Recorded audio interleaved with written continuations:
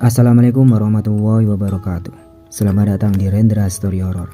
Kisah kali ini berjudul Bis Jurusan Neraka. Semua yang naik tidak pernah pulang. Baik, langsung saja kita ke ceritanya. Namaku Andra. Waktu itu aku pulang dari kerja malam-malam dari Jogja ke Magelang. Karena udah terlalu larut dan semua angkutan udah gak ada, aku nekat nunggu bis malam di terminal lama yang udah hampir gak dipakai lagi.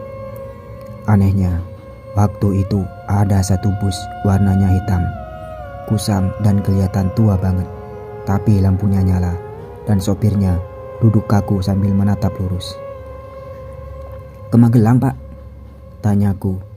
Dia nggak jawab, tapi pintu busnya terbuka sendiri dan berdetik.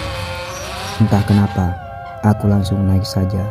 Ada 2 penumpang lain di dalam, tapi mereka semua diam, pucat, menatap kosong ke jendela. Baru beberapa menit jalan, aku sadar jalannya aneh.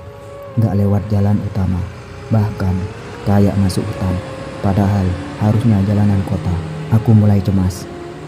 "Pak sopir, ini lewat mana ya?" Sopir diam. Suara radio dalam bis malah nyala sendiri. Ada suara tangisan dan diikuti bisikan, "Selamat datang di perjalanan terakhir." Bis semakin dingin, jendela berembun. Tapi dari luar, aku lihat bayangan orang berjalan sambil membawa keranda di pinggir jalan. Bis terus jalan, tapi jalannya seperti melingkar-lingkar. Aku lihat jam, udah hampir 1 jam. Tapi kenapa Magelang belum sampai? Penumpang di sampingku tiba-tiba noleh, mukanya hancur. Dan dia bilang, "Kamu belum waktunya di sini." Bis berhenti, tapi bukan di terminal, melainkan di sebuah tempat seperti pemakaman tua, dengan jalan berapi dan udara panas menyengat. Satu persatu penumpang turun. Wajah mereka semua rusak. Ada yang terbakar, ada yang gak punya mata. Sopir akhirnya buka suara, nadanya berat dan dalam. "Kau sudah lihat jalan ke neraka, Andra, tapi belum saatnya kau turun." Tiba-tiba tubuhku seperti ditarik kuat. Aku terbangun. Ada di bangku panjang terminal tua, sendiri. Bis itu udah gak ada, tapi di tanganku masih ada tiket. Tulisannya, "Bis jurusan neraka, satu arah tanpa kembali." 3 hari setelah kejadian itu, aku masih belum bisa tidur. Tiap kali merem, aku mimpi ada bis hitam berhenti di depan rumah. Mesinnya mati, tapi lampunya nyala. Dan di balik jendela, wajah-wajah rusak itu masih menatapku. Aku pikir itu cuma mimpi. Sampai suatu malam, aku ditelepon temanku Dika. Dia kerja shift malam di Semarang dan bilang, "Dra, ini aneh banget. Barusan aku naik bis malam dari stasiun dan aku kayak masuk neraka." Aku langsung panik. Kupaksa dia kirim lokasi dan benar, dia berada di koordinat yang gak masuk akal. Tengah-tengah hutan, padahal harusnya lewat tol. "Dika, jangan tidur. Turun kalau bisa. Aku gak bisa buka pintu bis ini, Dra. Sopirnya bukan manusia." Dan akhirnya telepon terputus. Keesokan paginya, berita di grup WA rame. Bis malam jurusan Semarang Magelang hilang kontak. 14 penumpang dan sopir gak bisa dihubungi. Polisi cuma nemu jejak ban terbakar yang masuk ke jalanan kecil arah hutan pinus Cemoro Sewu. Aku mutusin buat ke sana. Dengan bantuan warga, aku dan Pak RT berangkat ke lokasi terakhir sinyal Dika terdeteksi. Pas sampai, bulu kuduku langsung berdiri. Ada bekas ban lebar membekas hangus di tanah, seperti diseret masuk hutan. Dan satu benda yang bikin aku lemes, tiket bis yang sama dengan milikku, tapi hangus separuh. "Pak, ini kayak tiket yang saya pegang dulu." "Kamu pernah naik bis ini juga, nak?" "Iya, tapi saya disuruh turun." Pak RT tiba-tiba pucat. Dia bilang, dulu 15 tahun lalu kakaknya juga hilang setelah naik bis malam yang sama. Bis itu disebut warga sebagai bis setan Cemoro Sewu. Dia muncul tiap 3-5 tahun sekali. Gak bisa dilacak polisi karena cuman menjemput orang-orang yang secara spiritual sudah siap diambil. Aku pulang ke rumah. Di depan pagar ada bis hitam berhenti pelan. Klaksonnya pelan.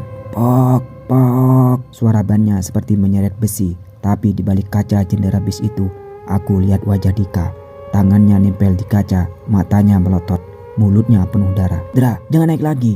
Mereka butuh sopir baru." Lampu rumah padam. Semua lampu tetangga juga ikut mati.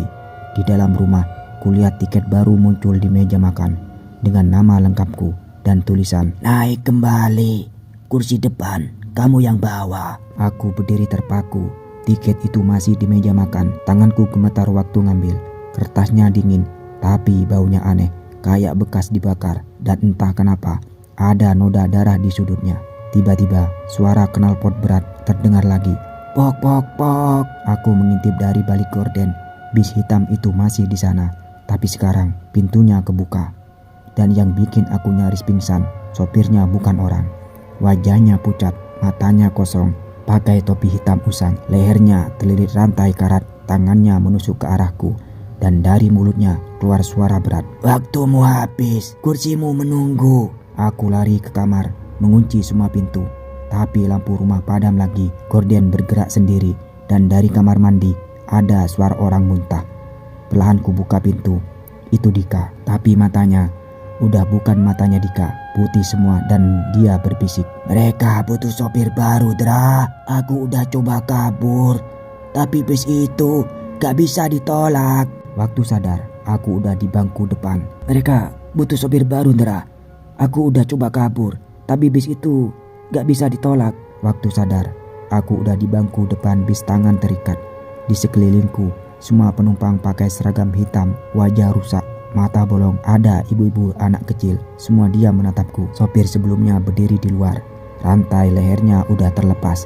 Dia tersenyum, lalu menghilang jadi asap hitam. "Sekarang giliranmu, nak. Pegang setir itu dan jangan pernah berhenti." Aku gak bisa gerakin badan. Tanganku nempel sendiri di setir. Gas injak otomatis dan kaca spion menampilkan jalanan yang bukan dunia ini.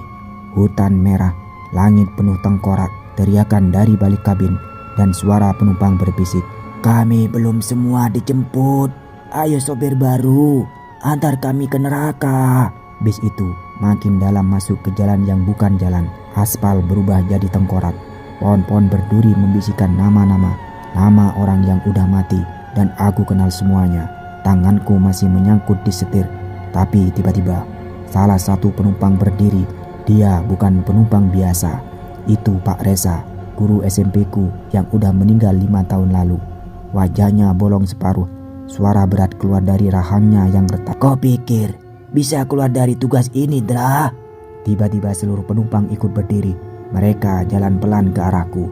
Mereka nyanyi lagu yang gak pernah aku dengar, tapi menyesakkan dada. "Sopir baru, darahmu segar, jalannya gelap, belum selesai." Aku menjerit, teriak minta tolong, tapi suaraku hilang. Tangan dan kakiku mencair, berubah jadi kabel bis. Aku mulai menyatu dengan kendaraan ini. Mata jadi lampu depan, nafas jadi knalpot, darah jadi solar. "Selamat datang di bus jurusan neraka. Kau tak pernah perlu berhenti." 30 tahun kemudian, seorang pemuda berdiri di pinggir jalan tol Cisadane kilometer 66. Dia baru pulang dari pesta mabuk dan tersesat. Jam 2 dini hari, hujan turun. Tiba-tiba lampu sorot bis menyala dari kegelapan. Bis hitam tua dan plat nomor perlahan berhenti di depannya. Pintu terbuka sendiri, dan dari dalam keluar suara dari kursi sopir. "Tiketmu sudah dicetak sejak kau lahir. Naiklah." Bis itu tak pernah benar-benar hilang. Ia hanya menunggu penumpang yang lupa jalan pulang. Itulah sebuah kisah tentang bis yang menjemput penumpangnya tanpa arah pulang. Terima kasih sudah bergabung di Rendra Story Horror. Jangan lupa like, komen, dan subscribe supaya nggak ketinggalan kisah-kisah horor lainnya. Sampai jumpa di cerita berikutnya. Wassalamualaikum warahmatullahi wabarakatuh.